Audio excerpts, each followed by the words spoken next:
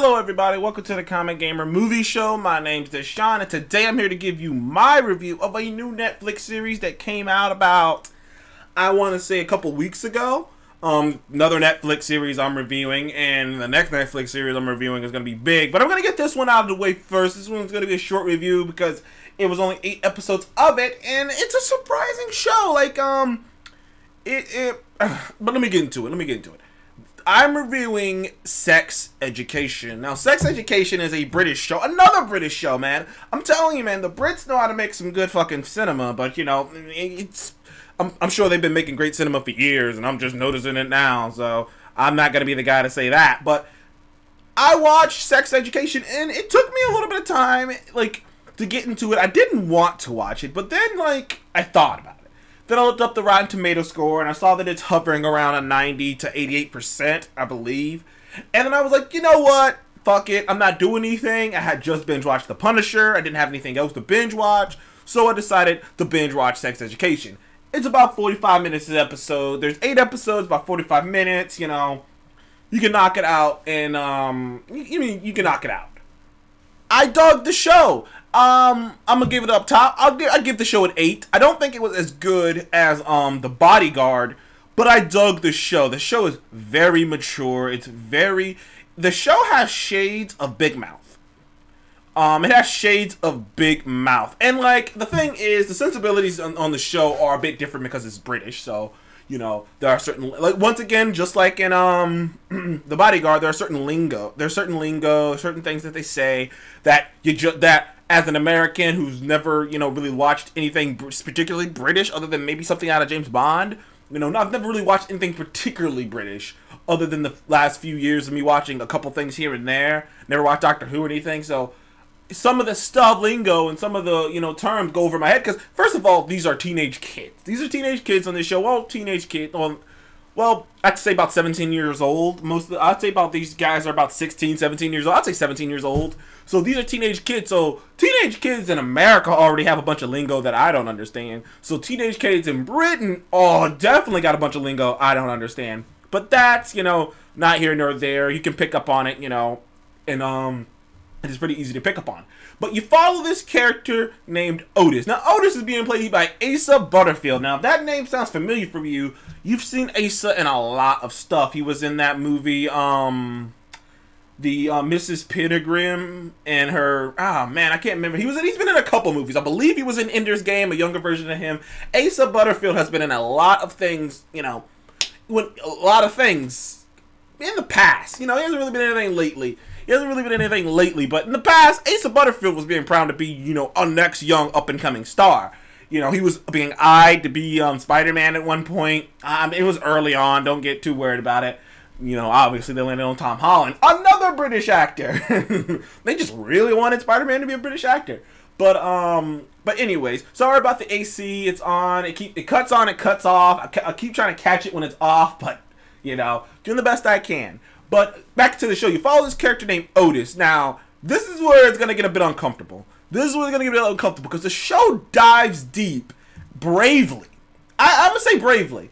Bravely dives deep into sexual issues. And not sexual issues, not like Big Mouth, because Big Mouth hits the broad shit, like how women get horny too, or how, masturbation is weird, or how, your hormones can take on the, or peer pressure. Big Mouth hits the big things, but this hits something that it's not really talked about, especially amongst men and women, is the idea that, some people, sometimes, sexual activity does not go the way you're meant to do. Some guys can't get horny. Some women aren't into certain things. And, when they go through the whole motions throughout the show, but I'm gonna, I'm gonna come back to this. I'm gonna just stick on the main character, Otis, played by Asa Butterfield. Now, Otis's mom is a sex therapist. And as I'm saying this, you probably can think in your mind the comedy that comes out of that. The comedy of having a mom who's a MILF. She's a MILF. She's this attractive older woman. She's probably in her 50s, but you know what I'm talking about. His mom is that attractive 50-year-old older woman who is still, hungry. Because she just got a divorce with his dad. His dad's kind of a prick, but, he's nice to his son. But you can tell his dad's kind of a dick. And, him and his mom had a divorce. Go figure. two, like, go figure, because him and his mom were, his mom and dad were both sex therapists. Go figure, his dad cheated. It's like, wow, you're a sex therapist. It's like, go figure. But there's a lot of comedy that comes out of that between him and his mom. And what it's worth, him and his mom have a funny relationship. Have a nice, kind, sweet relationship. Even though it can be completely awkward. It can be, and like, it can be just hilarious off of that alone. And the fact that his mom's so sexually active, and there's different guys coming through the house, and he's just like, who the hell is this guy? It's like, it's pretty comical. And even his mom has a nice little, story arc through the course of the 8 episodes. But, anyways, he has this best friend named Eric. Now, this is a mind blower for me. This has to be the best portrayal of a gay, this has to be one of the best portrayal of a gay, I want to say a gay friend I've seen on a show or anything, because it's one thing, we've all seen the trope of the white main protagonist having a black friend, black best friend. Now, they went the extra mile having a black, like, I was like, you want to push the progressive button? This is a white male protagonist with a black, gay, British best friend. I mean, they're in Britain, so, you know, the British part is par for the course, but I was just like, wow, and at first, when I saw it, I was like, this isn't gonna work. The first 20 minutes, I was like, the first time I heard the actor, his friend Eric, who's gay, who's openly gay too, I was like, this isn't gonna work. I don't know if this is gonna work. I'm like, are they shoehorning this in? But then, like, and I was like, but then I realized something, that I was carrying my own biases, you know, into this show, my own feelings of how I might feel. But when you watch Eric and Otis, they have great chemistry together. The two are really. Just got off. The two have a really good chemistry, and like, it's never awkward.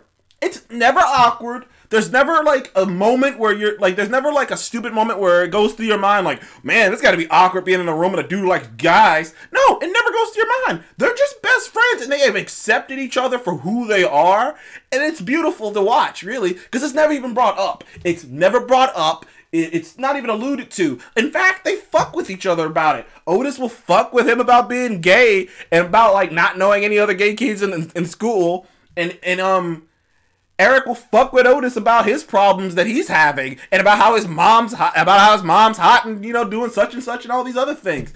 It's pretty funny, you know, because he's so positive. And like, Eric is positive, dude. Eric is a positive dude. I like Eric, you know. He's pretty much the light, like, not the light of the show, but he's a light in the show. You know, he's always positive. He's always got Otis's back. You know, he's down for, he is with his best friend to the end of the road. You know what I mean? He's got his back. And like I say, it's beautiful how they play up his homosexuality as like just a part of the story organically. It's not thrown in your face. It's made fun of at certain points, but not in a mean way, but in a cheeky kind of way, just in like a tongue-in-cheek kind of way, like conversation. And the way they go about it is great, you know. Then there are your typical high school shit going on in the show, which if you're not into that stuff, I wouldn't blame you. But there are some typical high school shit going on in the show, but it's always so bold and direct, because the show's like pretty much TVMA, basically, all pretty much. So, you know, they push it, you know, it's not like, oh, high school drama that you don't see. No, you see it, you know, when, like, I mean, there's dick, okay? There's boobs, there's dick, there's vagina in this show. So I'm just gonna let you know that right now. Do not, you know, be forewarned. You will see all of that. Boobies, you know, dicks, vagina, it's all in there. But it's either done in a funny way, where it's just like hilarious, where it's a hilarious scene, or it's done in a almost artistic way. Like there's like, but you know what? I'll come back to that later. I'm gonna get into the third character, because there's 3 characters you follow: Otis, Eric, and then he meets this girl named Maeve. Now Maeve is the typical punker, you know, chick, doesn't give a fuck about anything, you know, I don't care about this, I don't care about that. But Maeve is representation of something. Something that I've always, you know, kind of thought, even when I was in high school, is that sometimes when a girl is called something enough, you know, even when it's not true, because minor spoiler, you figure out like when you first meet Maeve, there's all these rumors about her. She's done this with this many guys. you know, she's done this, she's done that, she's done this. And, you know, kind of found out, it's like, most of that shit's not even, like, pretty much 95% of that shit's not true. And it's one of those things where you kind of become that person once, but once people label you that way and just keep hammering you over the head with it, sometimes you just become that person. And a lot of girls who are quote-unquote sluts were only that way because of how people treated them and when people spreaded shit about them. And that's kind of what Maeve's coming from. Even though Maeve's a nice girl, you know, she's the typical punker chick, the punk rock chick. You know, you think she would love the Ramones or some shit. Like, that's what she's just dresses like, with the hair and everything. And she's got an interesting relationship with this swimmer. With this swimmer, this athlete, like, they're on totally opposite sides of this thing. And throughout the course of the show, she's pretty much trying to figure out if she wants to have a relationship with this guy. And it's a good little comeback. She has a little story going on with that. It's a lot of stuff going on. I don't want to spoil anything, but I will tell you this. This is not a show, if you're faint of heart, I would watch. It is very direct. It is very blunt. It doesn't really hold back. If you're uncomfortable about talking about your sexuality and talking about sex in general, I wouldn't watch it. But I think it's a very brave show. I think the topics that it brings up are common things that people deal with, but they don't want to talk about. I think a lot of the problems, especially with men, that it brings up are problems that some men have that they don't want to talk about. And I think, like, it's just a brave show, in my opinion, for doing some of the things they do. With Eric and Otis is great. Their little trio chemistry is great. Otis' relationship with his mom is hysterical and good and great.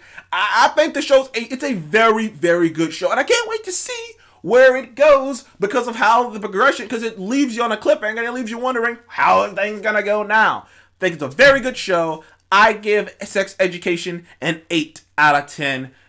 Please check it out. Don't let your children check it out. But if you're okay with all those negatives and you know what you know going in, watch it, enjoy. I think you'll get something out of it. I did. So thank you for joining me on the Comic Gamer Movie Show. Please remember to like and subscribe. Oops. And I shall see you in the next one. Deuces, ladies and gentlemen.